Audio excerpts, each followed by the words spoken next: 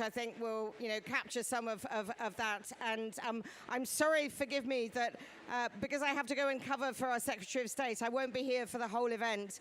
But I'm very delighted to have the opportunity to reflect a little bit on the leadership of small island developing states from my perspective as the UK's special representative for nature.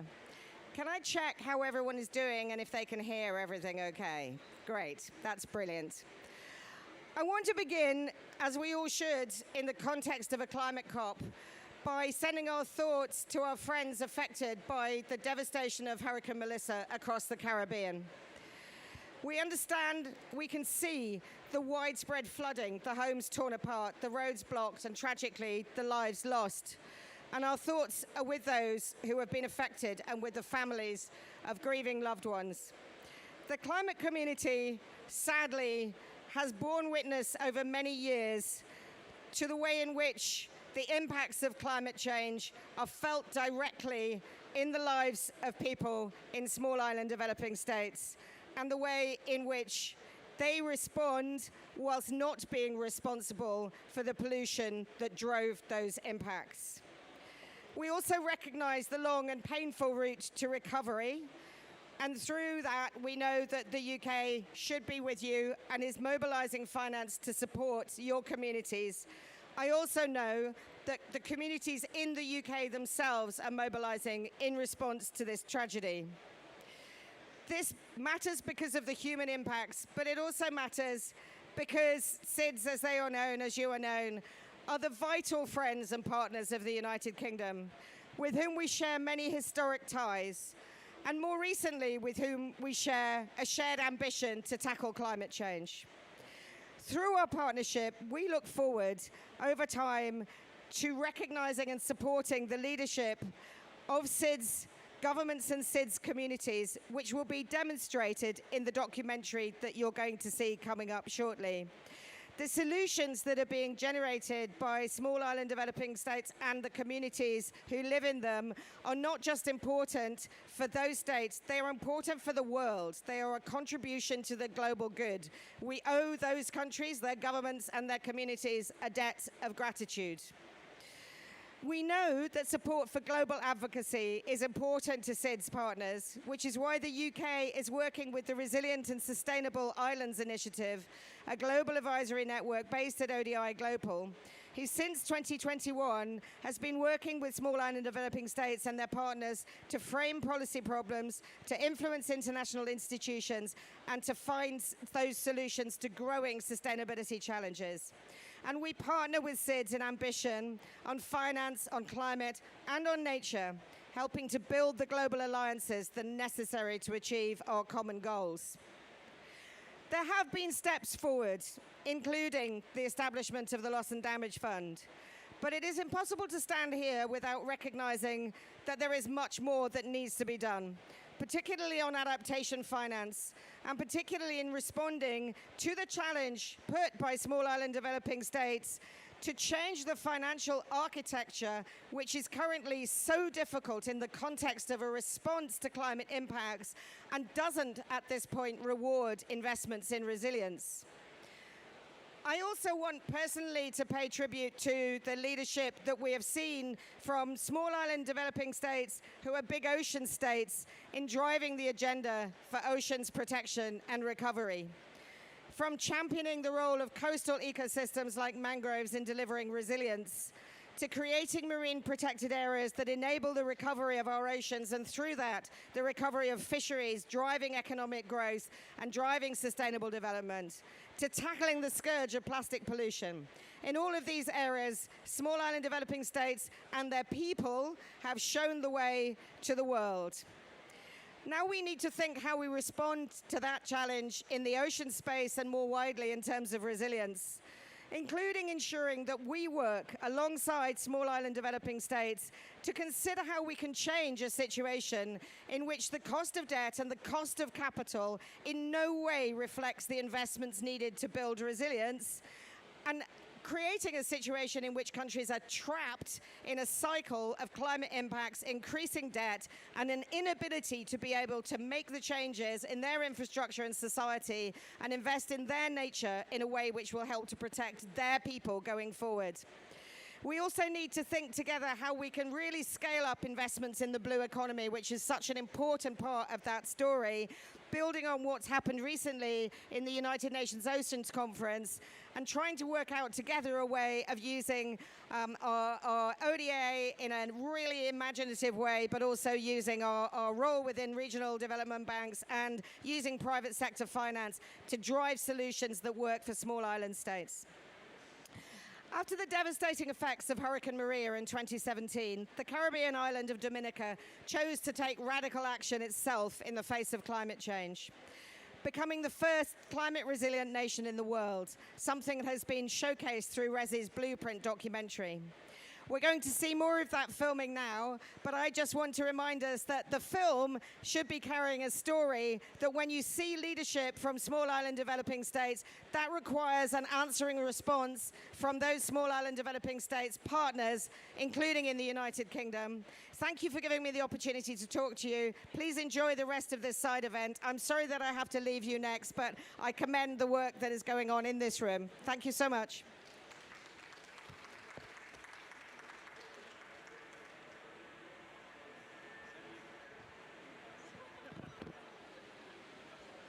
Hello and welcome everyone. I wanted to tell you first that the headphones are also just for audio so you can hear better, not just translation. So if you want to pick them up, you'll hear this whole thing much easier. So welcome to the screening of Climate Blueprint and this conversation on small islands leadership.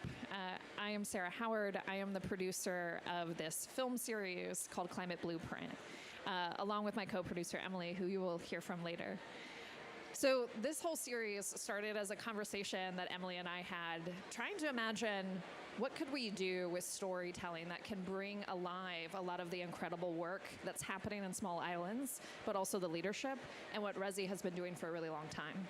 So this was a creative sort of moonshot, and here we are about 3 years later with a series of films showcasing these really incredible stories. So the series is called Climate Blueprint, and then each of the islands is showcasing one of those stories. So as just mentioned, there's one on Dominica. Today we will be seeing the film on Barbados, and we're currently working on a film about Vanuatu and the ICJ advisory opinion. That'll come out next year. So the vision here was to be able to really show in place what this leadership looks like, so you get to really see the islands themselves. So we shot on site. And to really see what does leadership look like in small island developing states. So it's innovation, it's having the sort of clarity of vision, it's all of those sorts of themes that come through this myriad of stories that you'll hear. So we're really excited as this is a preview, and we're going to have the official launch of the entire series next year. So part of this is stay tuned. There's more films to come. So with that, I'm really excited for you all to see Climate Blueprint Barbados.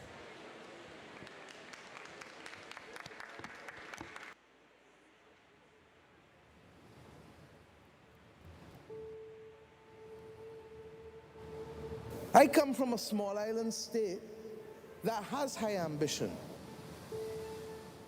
but that is not able to deliver on that high ambition because the global industrial strategy that we have has fault lines in it.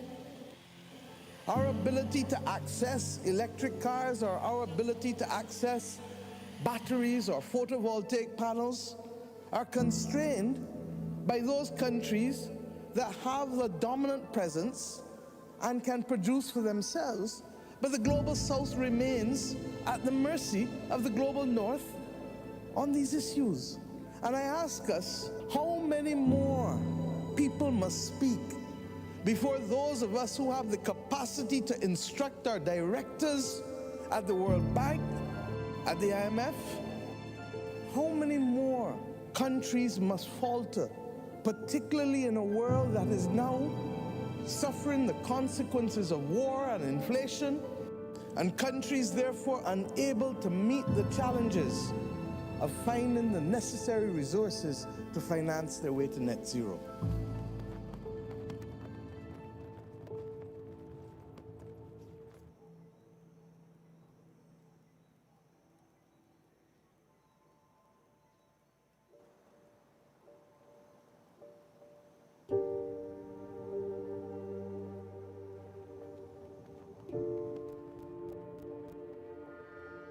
I think that our essential story is that we are not talking about ourselves. Bridgetown is not about Bridgetown. Bridgetown is a bridge to the world of taking our vulnerability, our understanding of what it is to negotiate an IMF loan or World Bank loan or an IDB loan, and what it is to be a government that has an election in 4 or 5 years. So we're bridging this experience, bridging climate vulnerable people everywhere in the world into a global solution.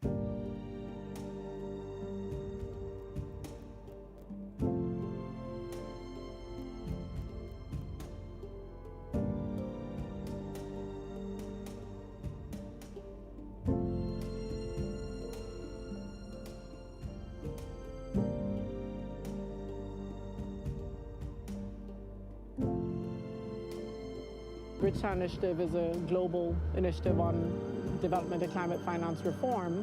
We're clearly going down a path where official development assistance is on the decline. For some, that's surprising. For many, that's incredibly troubling. My view is that at some point we need agency in developing countries, and that agency comes in 2 ways. One is it's government standing up and saying, we need the system to change. And on the other hand, it's the development partnership saying, you're right, let's figure out what makes most sense. We need to look at a system more broadly, and that system includes trade rules. It includes where domestic value addition is being done. It includes the extractive nature of our economy and consumption. It includes what we measure as progress. Prosperity comes from an educated population that has job opportunities, and resilience comes from the ability to withstand shocks, climatic, pandemic, food shocks, food price shocks, oil price shocks.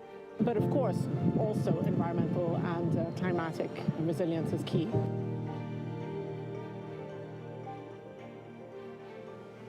People use the word resilience all the time, right? But what does that mean? Does that mean that your power never goes off? Well, that's going to cost billions. Does it mean that your power goes off, but it's back within 24 hours? That's achievable. So they began defining what was achievable resilience. When we were writing the manifesto beforehand, this became a central part of what we're going to do in Barbados. We're going to make Barbados a climate resilient place. And we realized you need a lot of money for this. And the Caribbean islands are very fragile. They're very climate vulnerable. But their average income per head appears that they're not very poor. And so we couldn't get access to any of this funding. So we had to start looking at the international system and try to reform it. This world looks still too much like it did when it was part of an imperialistic empire. The global north borrows between interest rates of between 1% to 4%. The global south of 14%. And then we wonder why the just energy partnerships are not working.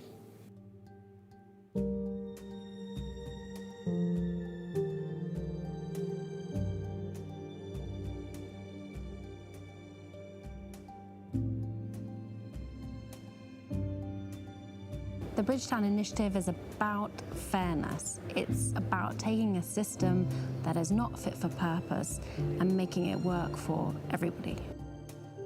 It's incredible that you could say in a speech on stage like that, and nobody was, what? Like, what are you talking about? It was very, very powerful and, really resonated with everyone in the room. This kind of archaic system that's not really working properly, but the point was really well taken, that these archaic institutions that were set up when there was an empire, stretching across the world and dominating public affairs and economic management across all these countries. At Bretton Woods, New Hampshire, delegates from 44 allied and associate countries arrived for the opening of the United Nations Monetary and Financial Conference. invited by President Roosevelt to the... As a student of economics, I was well immersed in all of the failed IMF programs. I'd also, in this period of time, become an expert witness for court cases around the Greek adjustment. And then looking at Barbados, I'm thinking, well, we don't want to do that. So I spent a long time developing a non-IMF adjustment program. We thought deeply about what we were going to ask for. And we thought deeply that we were going to ask for things that could be delivered. So there had been this report on the capital adequacy framework of development banks, saying that the development banks could actually double the amount they lend without new money. But it was like one of the many reports. We basically adopted the report's conclusions, adopted the report's numbers, and gave power. So we weren't asking for something that had not been well researched, not been well developed, was not, and was impossible. We had done here hurricane clauses, and we saw the power of those things. So we said, we've done them. We're the world's biggest issuer of hurricane clauses. We want everyone to have them.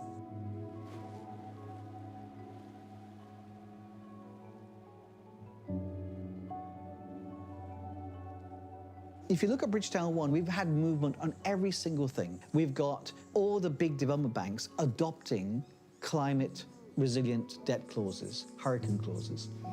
We have 100 billion of SDRs redistributed. So if you look at the 5 things of Bridgetown, we've actually got movement on almost every single one.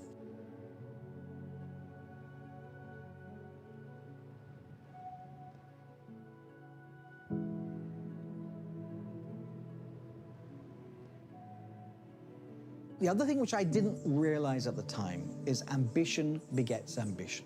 Many of the things that we ended up with Bridgetown 2 were things that people would have said, you can't do that. And yet, having achieved something, having started on the journey, showed people it's possible, it made it easier. So I think that we became even more ambitious in Bridgetown 2, building on Bridgetown 1, but we couldn't have gone there straight away.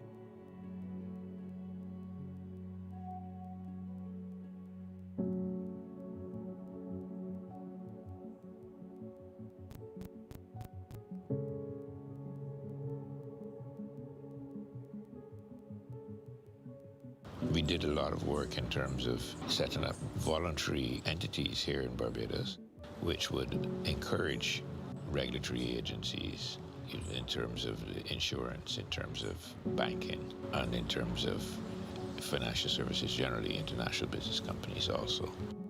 It was important to sensitize government, fellow practitioners, to be sure that we're working on a playing field, that is level, in terms of the international structures, but also one which was well thought out, well regulated here in Barbados itself. We attracted some of the largest reinsurance companies in the world and some large banks as well. It is an amazing feat. Barbados always remained a colony of Britain throughout the colonial era. It inures to a building up of an identity in terms of the spirit, the Barbadian spirit. That becomes a construct that brought up for a certain confidence and resilience in the Barbadian. Barbados is special in that sense. We absorb that spirit, which is embodied in these various people.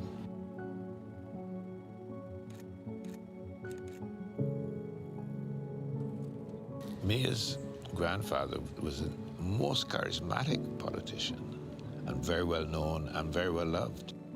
Her father is a retired judge and a lawyer, an excellent jurist.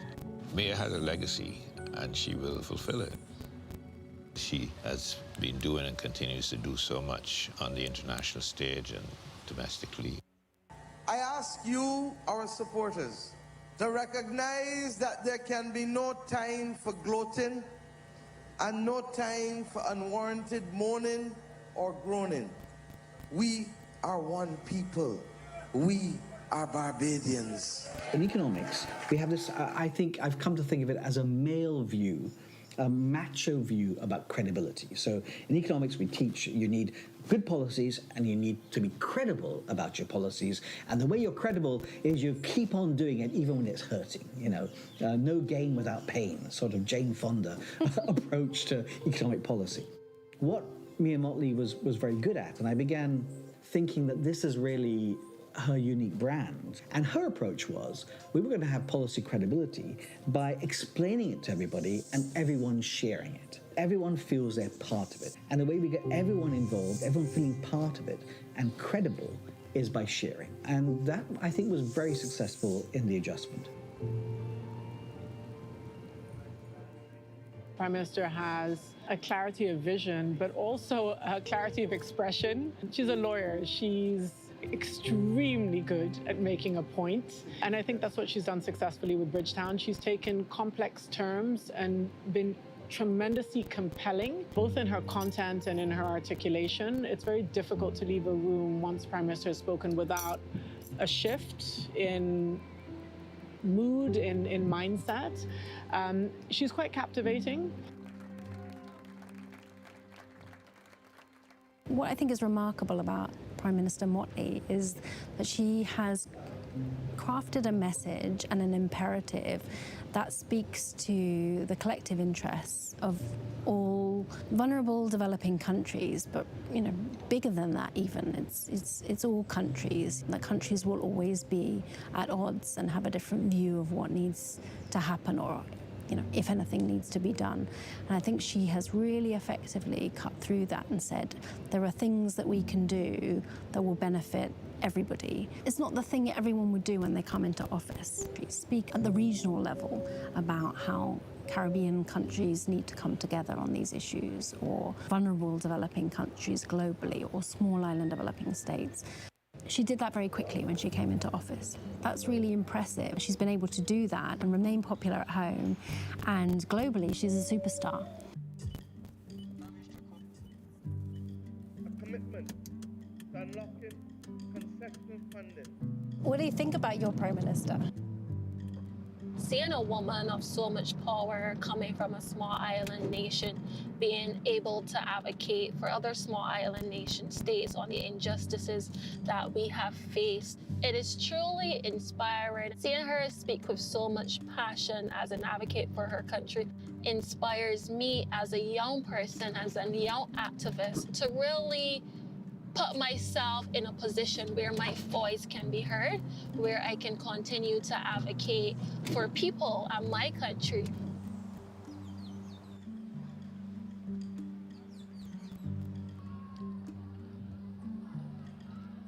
It is not by accident or even good luck that Mia is at the forefront of the climate battles. I've seen the response of international leaders to Mia Mottley when she speaks. To have her voice booming in international corridors among the leaders of the world helps us as a region, but is a beautiful thing for the whole world. It does give courage. It really does move the whole international community.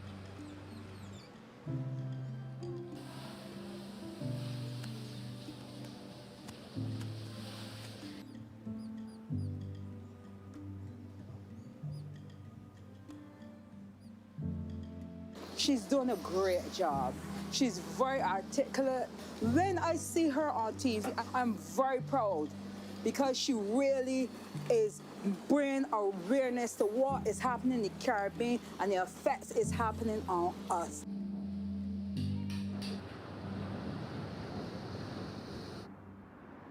PM Mottley has a long history of being visionary. It's that kind of energy and vision and leadership that we need now.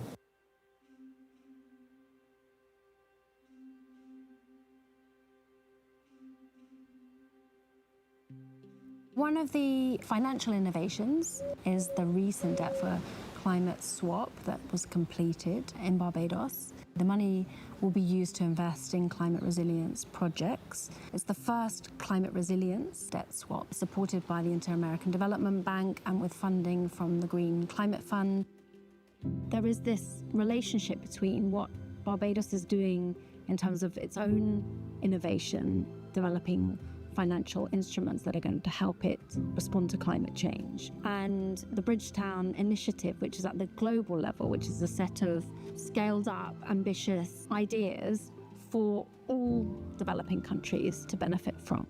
Because it's easy to talk about financial innovation or developing new financial instruments. But if you haven't done it, you don't know. You don't know whether that's going to work. That's also part of the credibility of what's in the Bridgetown Initiative. It's based on experience in Barbados of developing these instruments, working with the financial institutions, the negotiations, making sure that they are actually going to be useful and help other countries as well. That's the kind of connection between what Barbados is doing and what Barbados is championing for, the greater good and for developing countries everywhere.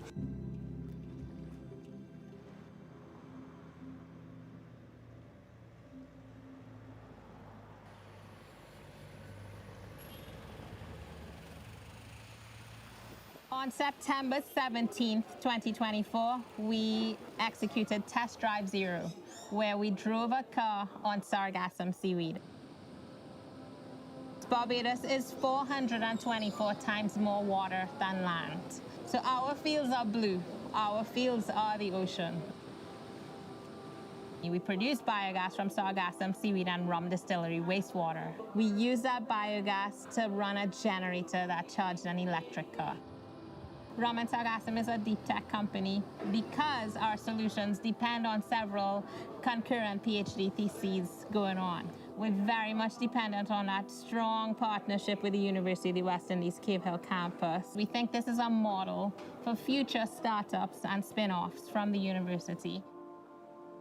When we meet with funders, one of the attitudes we have to overcome is a funder sees a solution coming out of a small island. All right, that's going to solve Barbados' problems, but it's not going to help anybody else. But I'll lean back and say, here's what. The technology actually is scalable. Sargassum is a global problem. It's not just in the Caribbean islands. It's in Mexico. It's in Florida. It's actually in West Africa. Yes, this solution is coming from a tiny, little, beautiful, small island context. But we think this solution could have global impact.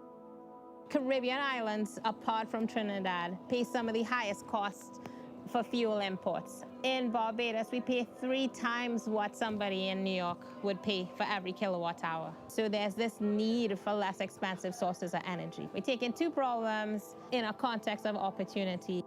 We are actually an incubator of Future Barbados that's funded straight out of Mia Mottley's office, the Office of the Prime Minister. I feel like we're in a country that has the policies that will help us to scale as a startup. Without Future Barbados, Test Drive Zero would not have been possible and would not have made the impact it has made.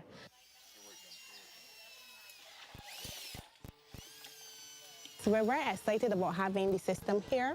It provides a practical demonstration and sparks discussions about the theory surrounding most of what we discuss in science as it relates to climate change, the circular economy, waste management, sustainability. So it benefits the school by lowering our carbon footprint. It benefits the school financially, and it definitely benefits the students. It teaches them how to be innovative and solve real-world problems in the process. Nobody spoke about bioenergy until now. Sargassum is a game changer. And in fact, energy is probably the only solution for the sargassum crisis because it meets it at the same scale. Barbados has always had a lot of innovators. Solar dynamics has been at the forefront of solar technology being commercialized in Barbados. Over the years, we've evolved, but the basic principles are still the same. Thermosiphon, using the sun to heat a metal, storing it, and then being able to pass it into a house as hot water. And that's the core product of the company today.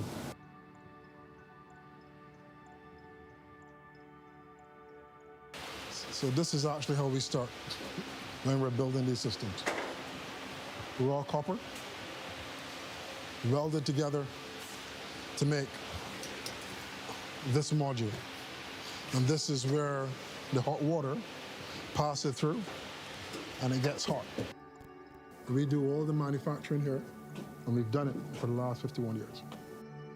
First thing is the technical capabilities to be able to build, operate, maintain, and then experimenting.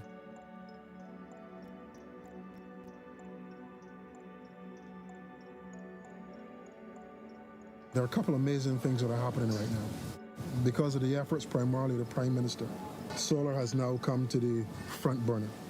This time, instead of just hot water, energy generation. We offer full photovoltaic systems. We plan to even go a step further. We plan to nearshore the assembly of photovoltaic modules here in Barbados to help the entire Americas region to grow faster in this space. The government has a plan to go green by 2050 now. I think that's achievable, but we really have to ramp up a lot of the steps that we've taken so far, and we want to be at the forefront of that. The world gets hotter, global warming is real. The temperature in Barbados during the summer reached 39 degrees Celsius for the first time in my life. So we started selling solar air conditioning units. That brings the cost of running those units down, because for us in the Caribbean, that's one of the biggest problems that we have, the cost of energy. So one of the things we wanted to do was to make sure the two most expensive aspects of living, heating and cooling, we were able to bring on the solar to help reduce the operating costs of those two things. So imagine if we get 50% reduction in that space. Huge for the government, huge for the country. That's the stage that we're at, building that platform to be able to make those savings in the future.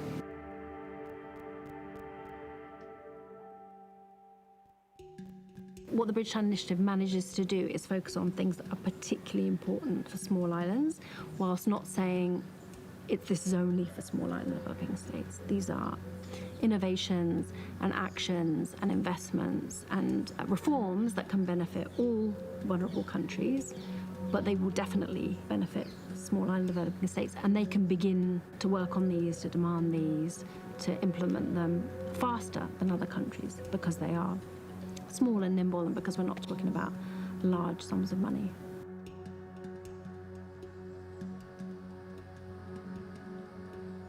I remember a German diplomat came up to us after Bridgetown had really gone viral. He got it, and he said that the reason why you're doing so well with this Bridgetown initiative is that it's not about you, it's about the world. Our story was, we're the canaries in the mine, and we decided we need to fix the mine. So we came up with a global plan that wasn't about us, and people would look at it and say, this is great because it makes sense, and it's not about you getting things. They would say, well, the European plan is about Europe, the American plan is about America, the African plan is about Africa. Your plan is about the world. It's about building a coalition. And I think that the secrets to Bridgetown are a little bit hidden. People don't appreciate that. They think it's just fantastic oratory. It's a lot to do with the message. A lot to do with the building of the coalition and understanding what needs to change for the world. One of the things that Prime Minister Motley is exceptional at is this notion of carrying everyone, of sharing and taking this problem to the world and taking this solution to the world, and we can all share in it. The world needs more leaders like Prime Minister Mia Motley, who are prepared to champion important global issues like responding to the climate crisis on behalf of everybody. We ask that the determination be made by those countries who must understand that if we are to move from possibilities to realities, we must embrace a transparent framework that allows our people who are losing faith in their institutions and in the governance of this world to understand that fairness means something. And if I perhaps have one simple theme today, it is that fairness and that togetherness is what is needed to bring about peace, love, and prosperity in this world. And no, this is not romanticism. These are hard realities that simply require decisions. That there comes a time when we heed a certain call, when the world must come together as one. We can make a difference in today's world. A world that gives us freedom, transparency, and a level playing field will make that definable difference. Thank you very much.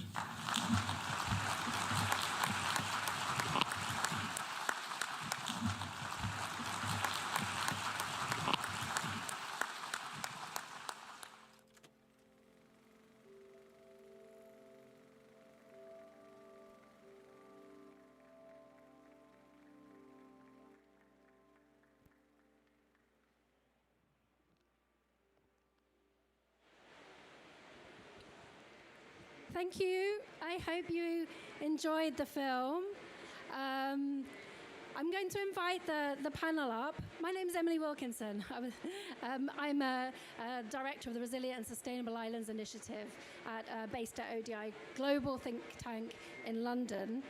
I'm going to invite a panel up in a minute, but first of all, I just wanted to point out that we have one of the stars of the documentary, Avinash Prasad, in the audience. Avi, I don't know if you wanted to say a couple of words, any updates on the Bridgetown Initiative before we move on to the panel discussion, but I know you're only here for a few minutes, but let's just hear from you if you want any reflections after seeing yourself on the screen. Thank you very much, Emily. And it feels a little bit self-serving, given that I appear in this film, but what a great film. And an important film. But I think, the importance of Mia Moore Motley, who is a truly special leader, is not that you have to wait for an unusual leader to occur. I think her lesson is what we can all achieve. And I think that the Bridgetown Initiative is an example that we mustn't view as a rare thing, but as an inspiration for all countries to think about how they can change the global finance. And if I were to say the sort of 5 things that were critical in that, and of course, it's not just one person. I see members of her great team here, Liz Thompson, Ricardo, Rawson, Tonika, and a few others. But it is firstly that you have to be credible. You can't try to change the world without a position of credibility. Climate change was our tool because we experienced climate change. International financial reform was our tool because we were in an IMF program. We had negotiated a World Bank loan. We had put pause clauses in our bonds. It's credible. Secondly, it can't be about you. The world does not want to hear about special problems of one group. SIDS represent 1% of the world's population. Barbados championed not Barbados, but all vulnerable countries. And we are all going to become vulnerable in climate change. We may not all become a SID. You can't become a SID if you're not a SID, but you may all become a vulnerable country. So it was about making sure your credibility was also broad. And these were 5 things that were the edge of possibility, that were repeated, things that could be achieved, pause clauses, SDRs, expanding the lending of development banks, and other key things. So those are some of the key lessons, I would say. Her inspiration is in empowering us all to think that we can all change the world. Thank you. Thanks very much. Now we're going to hear a bit more around some stories on SIDS leadership and how that can be supported by development partners. So let me invite up onto the stage our excellent panelists. We have Ambassador Liz Thompson, who is Deputy President of the Senate of Barbados and Barbados Ambassador Extraordinary and Plenipotentiary with responsibility for climate change, small island developing states, and the law of the sea. Welcome to the stage. We also have Ashley Lashley, also star of the film. Ashley is a UNICEF youth advocate and Barbados CARICOM youth ambassador. Welcome, Ashley, to the stage. I'd like to also welcome Mikai Robertson, who is Senior Advisor on Finance and Financial Systems with the Permanent Mission of Palau to the UN and Chair of AOSIS. Welcome, Mikai. And then our representing our development partners, Ralston Moore, who is Senior Climate Change Specialist and Multilateral Environment Agreements Coordinator from the Conventions and Funds Division at the Global Environment Facility. Welcome, Ralston, to the stage. And finally, Tim Hemmings, who is the UK Special Envoy for Small Island Developing States. Welcome, Tim. So I wanted to start really with an open question to you all, and taking the opportunity that you've just seen the very first screening of the documentary. What did you take from the film? And also, who else do you think needs to see the film? Like, who else would you like to see it? So maybe we start with Ambassador Thompson.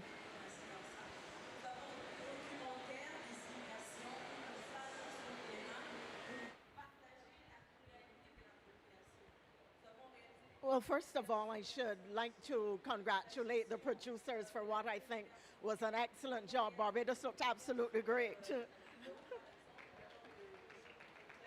And I want to thank the UK for taking on this initiative. Who do I think needs to see the film? Like everybody. I think that the film is important from one perspective. And it is that it is a powerful demonstration of what small island developing states can bring to the global change. A level of leadership that is fearless, innovative, creative, and part of why Prime Minister Motley resonates with people is A, you feel her sincerity because her heart is in the right place.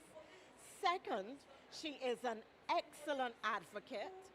Third, the woman is genuinely bright, but she has a rare gift, and it is that she can quickly grasp complex ideas and break them down into highly digestible bite-sized pieces. So I think that this is a powerful film for aspiring politicians, for current politicians, for politicians from small island developing states, and for the people from the global south to have an important perception of self and what they are capable of. And I hope that I'm not overstating, but given what the Bridgetown Initiative has achieved, I don't think that I am.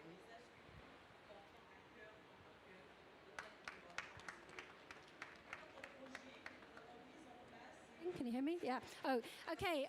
Ashley, it's a different perspective as a young person. Maybe think about people you know and the circles you move in and the people that you interact with. How do you think that the film can help really to promote small islands leadership and to help, I suppose, bring the idea that there are possibilities and there are actions and there's real change happening? The audio over this side is a little low coming over here, but I think you were asking about additions to the film.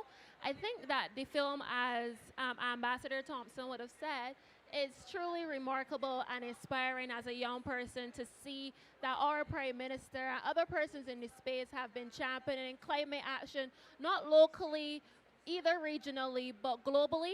And I think that that is a very powerful message for young persons and young persons within the environmental and climate space, because it says one thing.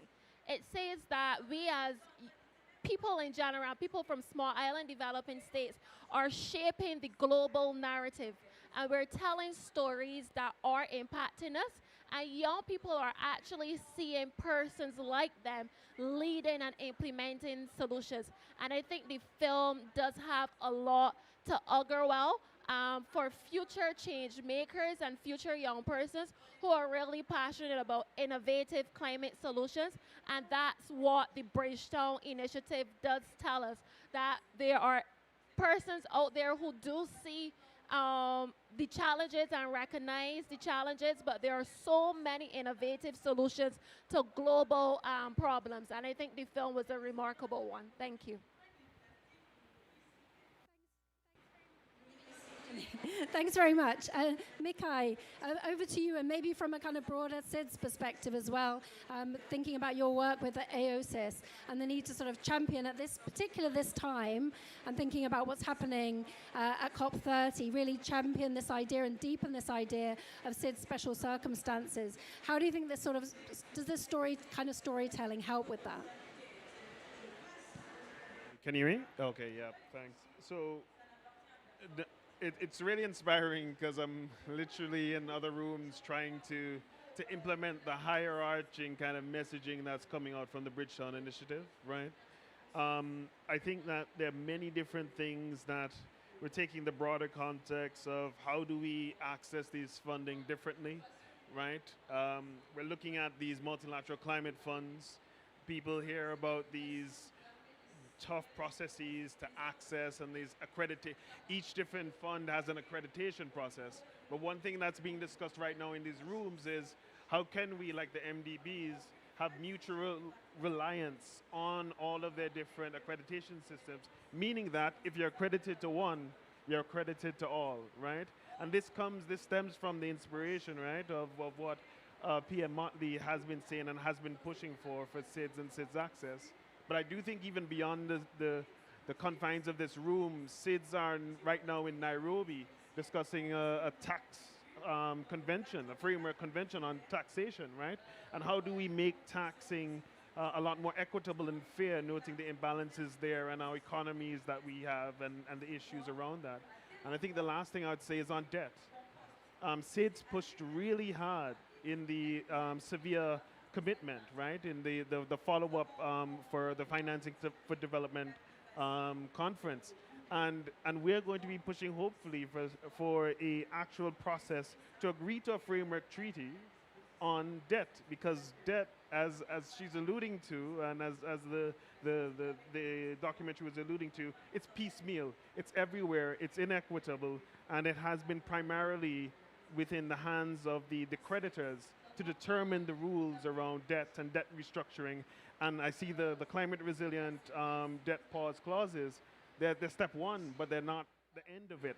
So one main emotion I have is what next, right? After this really thought-provoking documentary. Thank you. Same question to you, Ralston. The Global Environment Facility has a special fund for SIDS, and I wonder if you could reflect a bit on the film and whether you've seen kind of other inspiring stories of leadership, through any of the projects that the fund has supported. Thanks a lot, and thanks to the filmmakers. It's a really inspiring short documentary. I really like to thank you a lot for it.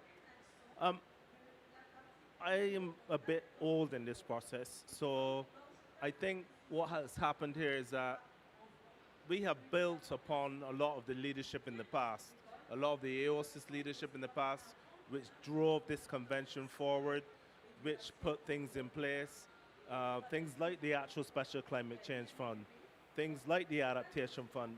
These were all driven forward by AOSIS and island states, and they were the conscience of this convention, and still very much are the conscience of this convention. Now, when you ask me what I think when I see the film, I think it's time to go home. That's the first thing that comes to mind. I need to go home. But the other thing that comes to mind is that we need to do a better job. All of us in the international finance institutions, although that is resource dependent, but we all need to do a better job. We see the innovation, we see the ideas, and this is not unique to Barbados. There are many other small island states which are doing many other unique things which need to be scaled up. So when I say is that how can the GEF and other finance institutions play a role in helping to scale up many of the activities which we have seen? How can the GEF play a role, for example, in scaling up the sargassum to fuel type activity which we saw in the documentary? So I think the thing is that we all need to do a better job in helping out SIDS. They are the most vulnerable, and a lot of the indicators which are being used do not benefit SIDS and tell the wrong story. We we see what has just happened in Jamaica. I had a meeting with Minister Smoot this week, and he informed me that 24 hours cost Jamaica 30% of its GDP. Those are the initial estimates. So I think it's things like that we need to think about in the context of the film and how we can help better. Thanks very much. Tim, and first I want to say thank you very much to the UK government for supporting the film. Without that support, we wouldn't have been able to produce it. We're going to be doing more of these films, and we hope to continue to have support from the UK. What did you take away from the film, and do you think this kind of storytelling messaging is important to do, and this kind of work to support SIDS?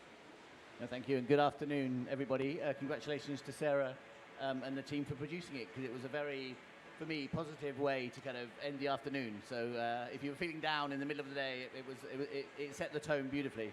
I mean, I think the one thing I take from it is SIDS have many of the answers themselves, right?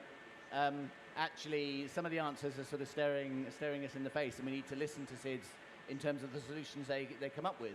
Not every SID, not every country is going to have a communicator as effective and impressive as Prime Minister Motley, but at the same time, the message is clear. And I think, as Professor Persaud put it, actually making it feel global in impact as part of a global solution to global issues is one of the ways into that conversation. So I think that's something I take from it. I think, as ever with SIDS, the challenge is around scale. So how do you take something which can apply at a smaller scale and be appropriate in other situations? How can you then bring in the private sector? That's a challenge. So in terms of moving that on to who I'd like to see the film, firstly, I think all the other SIDS, so they can take inspiration and work out things that would apply to them, but then also sort of global decision makers. Because sometimes, I mean, I'm only 2 months into this role as the UK SIDS envoy, but sometimes there is a tendency to see only the challenges, and actually the solutions can come from SIDS. They can apply in other SIDS, but also in other countries as well, because that innovation that has been required by the challenges of having a smaller system, smaller capacity, and needing therefore to be innovative is something we can all learn from. So I would say SIDS should see it, but also global decision makers as well. Thanks very much. We definitely intend to do that. One of the uses of the films, I think, will be to show them in rooms, in events, in conferences where people come in and they're expecting a panel discussion and some statistics to be thrown at them and data and like very evidence-heavy reports, which I'm sure they would take very seriously but not be moved by.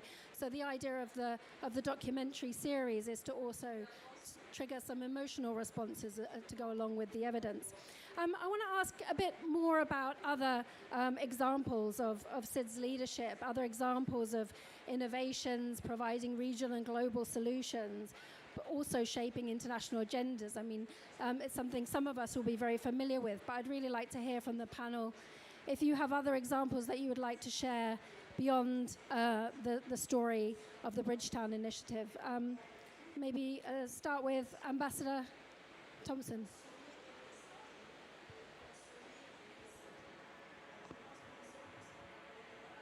Thank you. I think that one of the examples that I would want to use is the construction of the South and West Coast boardwalks in Barbados.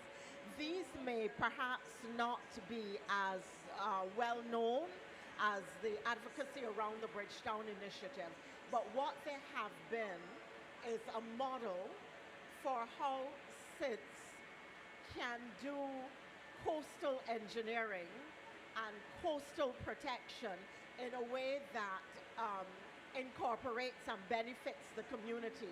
And what we did on the South Coast, first of all, and then on the West Coast in Barbados as a tourism economy, because we were losing the coastlines. And America, who is here, was a member of staff of the Ministry of Environment at the time, and so was Ricardo Marshall, who is also present. So while some of us are on the platform, I really do want to salute the work of other Barbadians and other Caribbean nationals who have worked in Barbados and helped us to achieve our current global status. So what we did, we had a disappearing coastline, and there was the challenge of how to stabilize the coastline in a way that was aesthetically pleasing. And using funds from the Inter-American Development Bank, working with the Coastal Zone Management Unit in Barbados, leading the process, and an international consultant, they actually designed miles of a boardwalk that really looks, when you see it, like a perfect recreational space. It is used by thousands of Barbadians. People get married on it, they exercise on it, they have moonlight walks on it and look into the sea and so on. But essentially, while it is now appreciated as perhaps a beautiful greenscape, because it's beautifully landscaped, it really is an engineering solution to climate change and to coastal destabilization. And I'm citing that because so often our resilience planning has to include initiatives such as that create stability, that are sustainable, but have the appearance that is aesthetically pleasing, but effectively does the job. And I really think that that is one of the national examples that we have been able to use for South-South cooperation and to share with others that has been extremely effective. Because resilience has to be considered. Resilience has to be built into the way we operate. And the cost of resilience is extraordinarily high. So I'm going to pause here so that other people can speak. Thank you so much. We can edit that into the documentary. Ashley, it'd be good to hear from you. Yeah, I guess for me, one key highlight was the SIDS Children and Youth Action Summit that occurred last year on the margins of the 4th International SIDS Conference. And together with 3 partners, one government, one multilateral, and another NGO partner, we were able to bring together over 90 young persons from each of the 3 small island developing states to work on a 10-year action plan. And from that, together, those 90 young persons came up with a document to establish the first ever SIDS Youth Council that would champion the voices of youth from across all small island developing states, not only on climate justice, but also what resilient economies look like. So I think it was very innovative because here young persons were able to have intergenerational dialogues with different partners within the different international and local spaces. But I think what was important in Antigua and Barbuda with these young persons from across each of the 3 regions that SIDS represent was that they were able to go on the ground, experience the wetlands, and experience what the government of Antigua and Barbuda was doing. And I think field trips is extremely important when it comes to sensitization and awareness for many young persons, because still today a lot of youth are still going the traditional path of wanting to become a lawyer and doctor.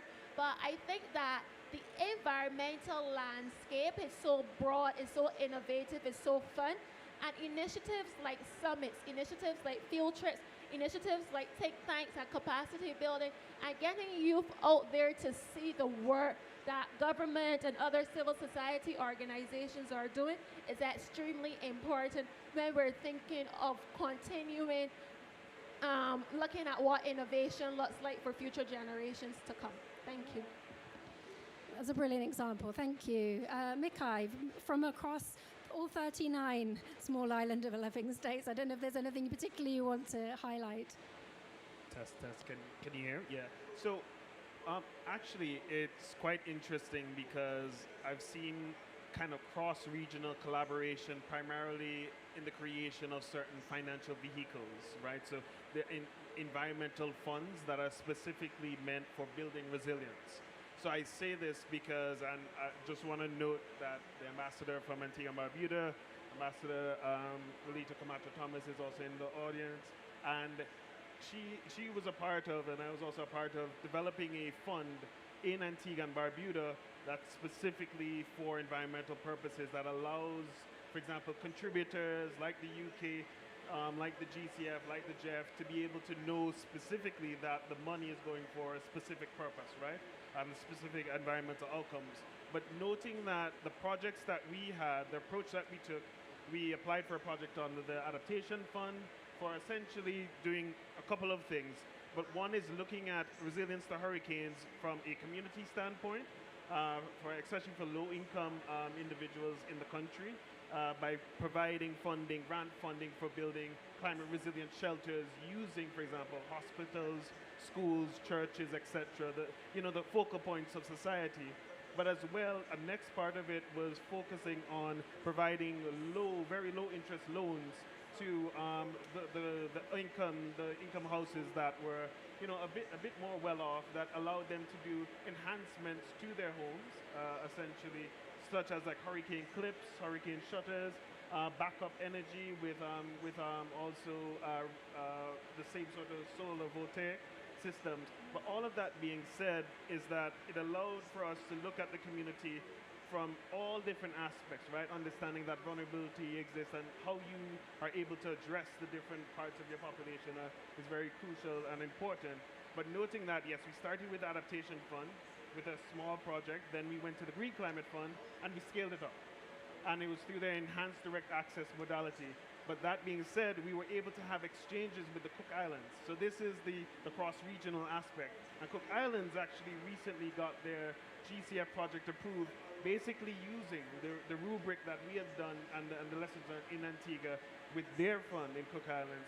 So that kind of cross-pollination across the different sub-regions of SIDS is crucial and important. And it's something that you yourself made mention to in the documentary about SIDS being able to pilot things very quickly and then obviously repeat it in different areas, especially amongst our grouping. So that's one of the examples.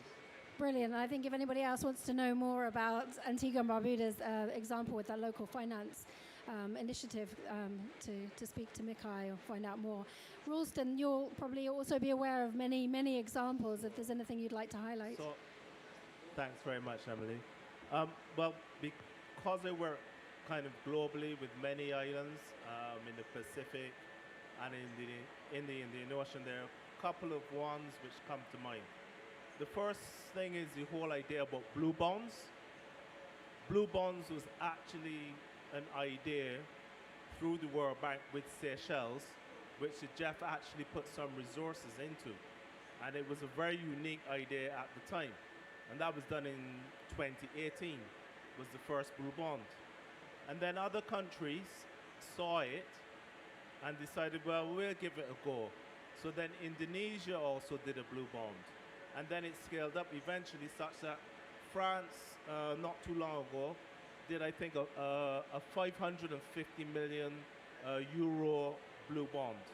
So that gives an example of SIDS setting the example, doing the innovation, taking the risks, coming up with the ideas, and then that idea being scaled up and being used by other countries. The other issue, the other one which I have is, over the last couple of weeks, I've been working with the Pacific, and they have been setting up something called the Pacific Resilience Facility.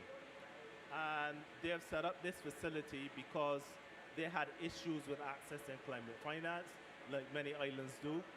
And in addition, the climate finance with the things which they wanted to do, a lot of the locally led adaptation that they wanted, was not effective and was not being put in the right way to allow them to access it easily, but also to do the activities they want to do. So the Pacific has set up something called the Pacific Resilience Facility.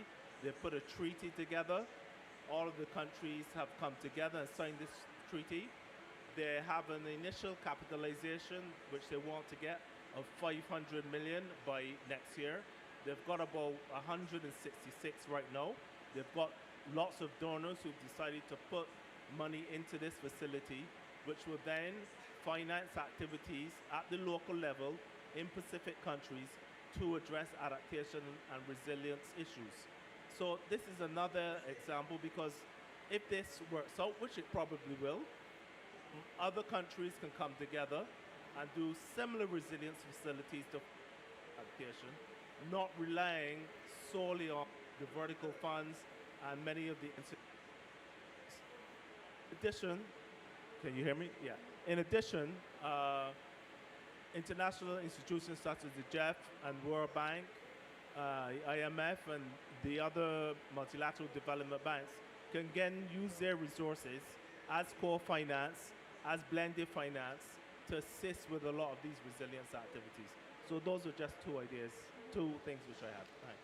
Great, thanks so much. And I like both of the examples there of really having more local control over the finance and how that's being spent. I think this is, really fits with the theme of the documentary, which is sort of SIDS taking control and leadership over their own resilient development. Tim, I want to ask you about sort of the UK support to SIDS, and feel free to bring in examples of where that is really supporting leadership. But what's the UK doing? What can the UK do better to support this innovation and leadership that small island developing states are already taking? What are the plans? Thanks, Emily. I'm glad you asked me a different question, because the problem of going last is actually people have stolen all your examples. But I thought the Seychelles one is a really, really good one, because actually a lot of the questions that people are asking was how can we sort of turn this thing we've got, all this sea, into something that's really positive. So I think that's one that I was going to mention as well.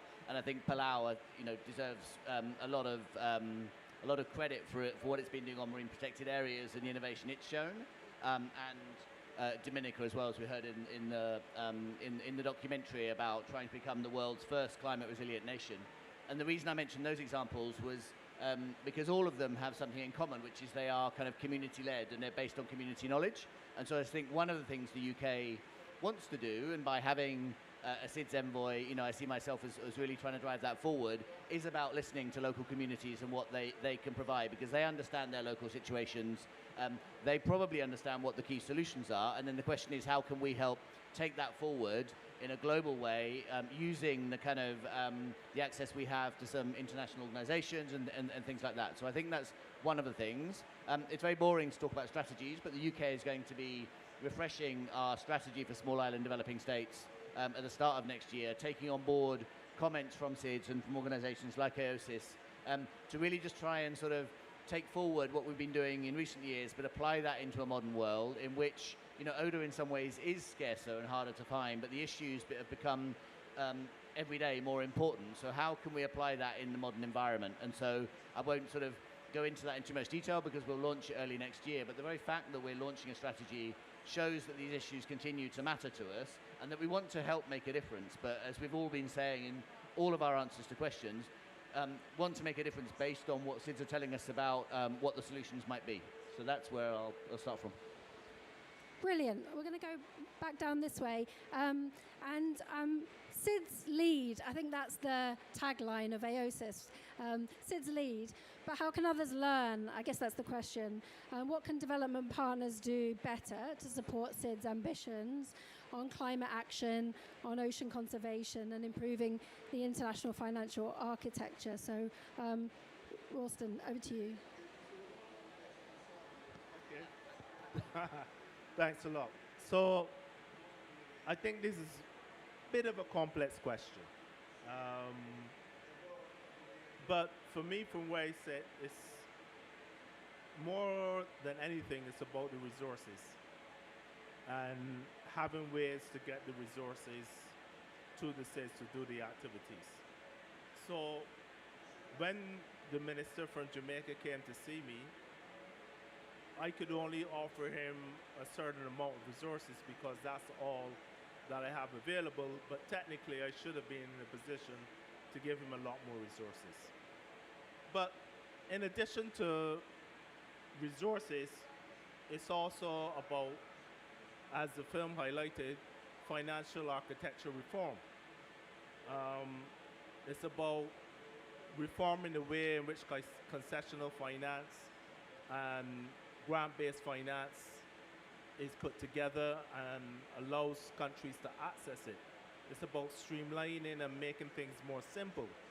I think Mikhail was speaking to that earlier.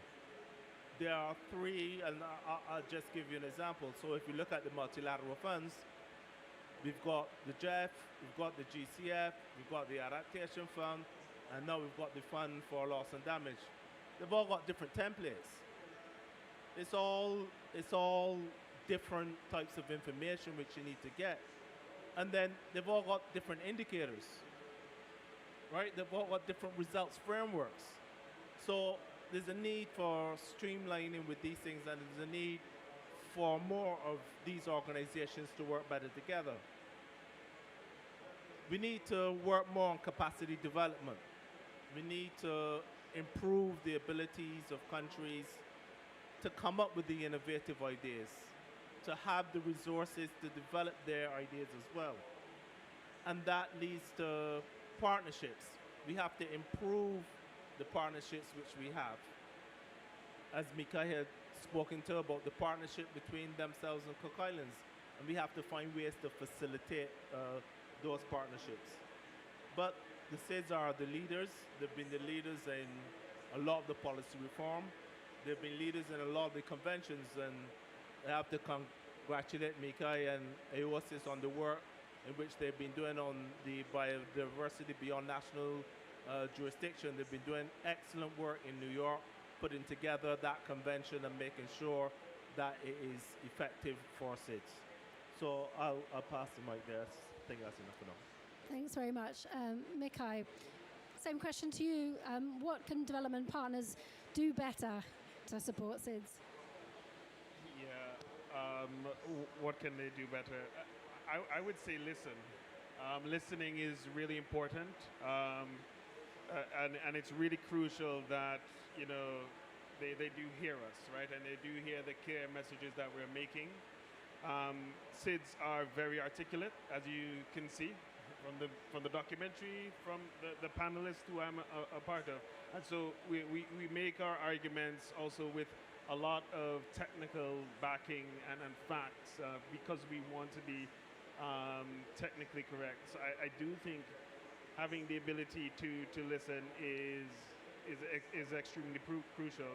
And I think the last thing is actually giving us a seat at the decision-making table at all of the different arenas that you're talking about. Because I do think, sadly, sometimes we're used for the promotion, but we're never actually involved when the decisions are made in the room. We saw that in Baku when we really had to say, hey, we're actually over here. You can't just make decisions with a group of 20 on this climate finance goal. And this is what Mia Motley was alluding to in the context of the Bretton Woods. The Bretton Woods were created when none of us were countries at the time, I think, except maybe Cuba.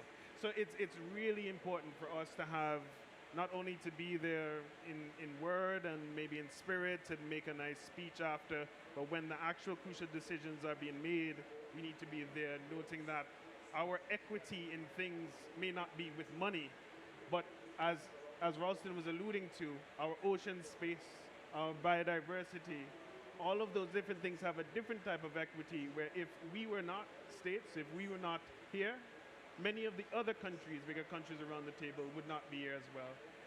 So that's it from me, but I do have to run because they've been blowing up my phone in negotiations, but thanks a lot, Emily. And thank you, everyone. Thanks very much, Mikai.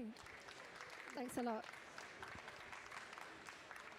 Ashley, over to you. Do you think development partners are listening? What would you like them to do more of? One thing that I would love development partners to do more is to make climate funds more accessible to small youth-led organizations. Globally, only 2% of climate finance go to youth projects. And I remember at least 3-4 years ago when I started the Ashley Lashley Foundation, a lot of youth members within my organization had innovative ideas. And I went to some of my partners and I said, well, it's important that we help young persons scale their ideas into actionable solutions. And I was able to fund over the last 3 years more than $60,000 US in supporting youth-led projects, not only in my country, Barbados, but also across the world. But I think that other youth-led organizations complain that climate funds are accessible to them when they go to different multilateral institutions and partners. The reporting or the application process is often complex. And capacity building for youth-led organizations is also extremely important.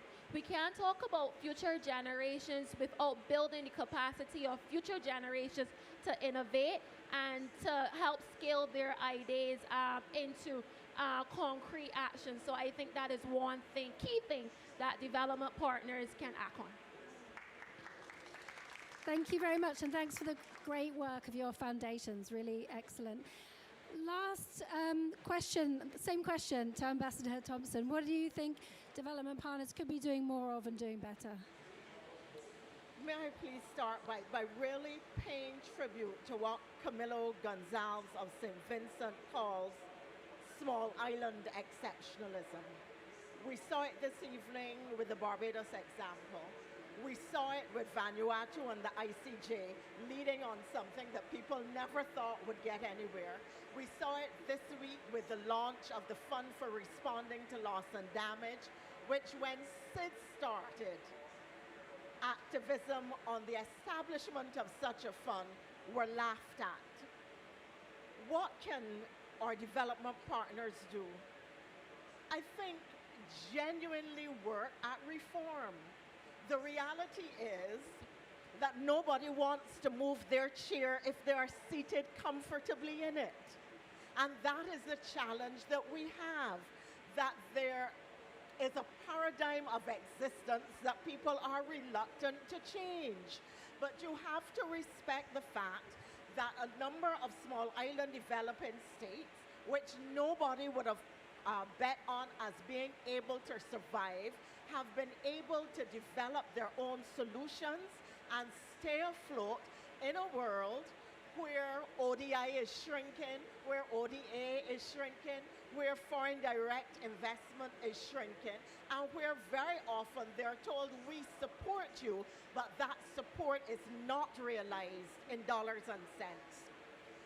So, for instance, you support us in the establishment of a fund for responding to loss and damage. Well, Jamaica's damage is $10 billion estimated to date, but the fund for responding to loss and damage has $800 million in it in a world where the global economy is growing exponentially, as is the wealth of a few billionaires.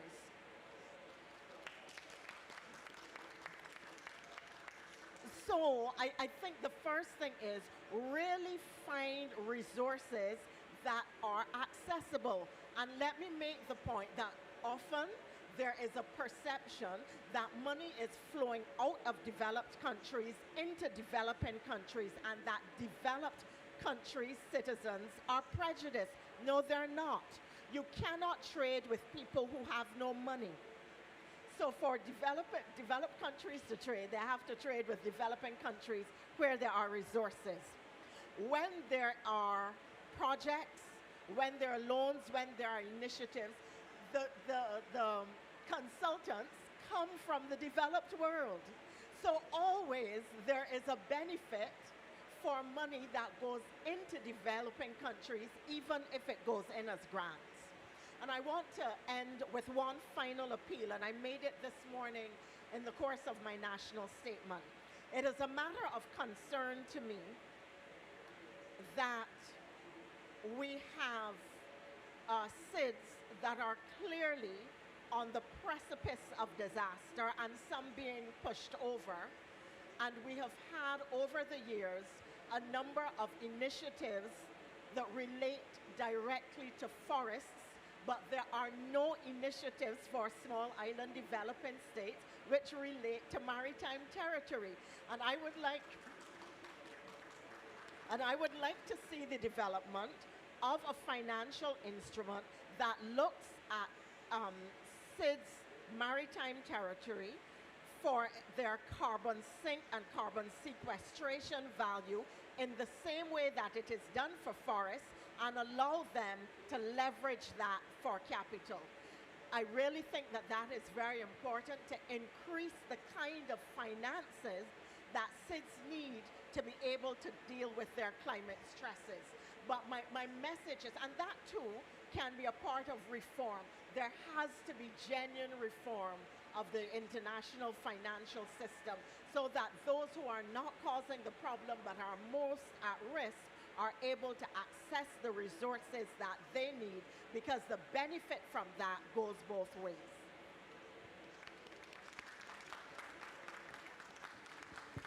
Thank you so much. And I think we've heard some really fantastic examples of small island exceptionalism this afternoon.